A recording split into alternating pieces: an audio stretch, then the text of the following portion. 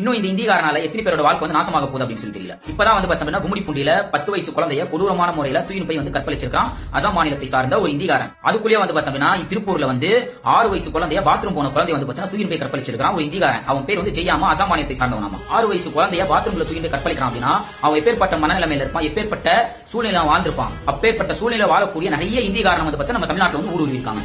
ஆக இவங்களுக்கு எல்லாருக்குமே வந்து பார்த்தோம்னா தாய்க்கும் தாரத்துக்கும் வித்தியாசம் தெரியாத நிறைய இந்தியக்கார பாடுங்க இன்னும் தமிழ்நாட்டில் வந்து சுத்திட்டு இருக்கு. அந்த 6 வயசு குழந்தைய பாத்ரூம் குள்ள தூக்கி போய் கற்பழிக்கும் போது அந்த குழந்தை எப்படி எல்லாம் அழுதுருக்கும். நான் என்ன விட்டுருங்கனா அப்படின்னு சொல்லி எவ்வளவு கதறி இருக்கும் அந்த குழந்தை. அந்த கதறல கூட கேட்காம அந்த இந்தியக்கார பாடு வந்து பார்த்தோம்னா அந்த பாப்பா வந்து பார்த்தா மிக பொறுமையான முறையில் வந்து பார்த்தா கற்பழிச்சிருக்கான். சோ இந்த பாப்பா வந்து பார்த்தோம்னா ஸ்கூல்ல வந்து இந்த மாதிரி நடந்திருக்கு எனக்கு அப்படின்னு சொல்லி ஸ்கூல் டீச்சர்ஸ் கிட்ட ஹெட் மாஸ்டர் கிட்ட இத பத்தி வந்து சொல்லிருக்கு. இதெல்லாம் இங்கே வெளியில சொல்லக்கூடாது அப்படின்னு சொல்லிட்டு அந்த ஸ்கூல் நிர்வாகம் வந்து பார்த்தோம்னா வந்து அப்படியே வந்து பார்த்தா மூடி மறைச்சிருக்கு. ஸ்கூல்ல வந்து நடவடிக்கை எடுக்காததுக்காக உடனே அந்த பாப்பா வந்து அழுதுட்டே வந்து அவங்க அப்பா அம்மா கிட்ட இந்த விஷயத்தை வந்து சொல்லிருக்கு. பாப்பாவோட அப்பா அம்மாவும் அவங்களோட உறவினர் எல்லாருமே சேர்ந்து வந்து பார்த்தா போராட்டம் பண்ணி சோ அந்த இந்தியக்காரன் உடனே கைது பண்ணணும், நடவடிக்கை எடுக்கணும் அப்படின்னு சொல்லிட்டு போராட்டம் பண்ணிருக்காங்க. தப்பு செஞ்சவங்களுக்கு தண்டனை வாங்கி தராம எங்களுக்கு நியாயம் வேணும், நீதி வேணும் அப்படின்னு சொல்லிட்டு தெருவில் இறங்கி வந்து பார்த்தா போராடக்கூடிய ஆட்கள் வந்து பார்த்தோம்னா காவல்துறை வந்து பார்த்தா நடக்குது. இது பேர்பட்ட ஜனநாயகம் பாத்தீங்களா? இந்தியக்காரங்களுக்கு மட்டும்தான் நாங்கள் வேலை வாய்ப்பு தருவோம், தமிழ் ஆட்கள் எங்களுக்கு தேவையில்லை அப்படின்னு நினைக்கிற ஒவ்வொருத்தவங்களுக்கு இந்த வீடியோ வந்து ஷேர் பண்ணுங்க. கூடிய சீக்கிரத்தில் வந்து பார்த்தா இந்தியக்காரங்களை துரத்துறதுக்கான போராட்டம் கண்டிப்பாக நடைபெறும். தமிழ்நாட்டு பெண் குழந்தைகளை சும்மா வந்து பார்த்தா ரேப் பண்ணிட்டு போறதுக்கு தமிழ்நாட்டு பெண் குழந்தைகள் வந்து பார்த்தோம்னா ஒன்னும் பொம்மை ஒன்றும் கிடையாது. சரிங்களா?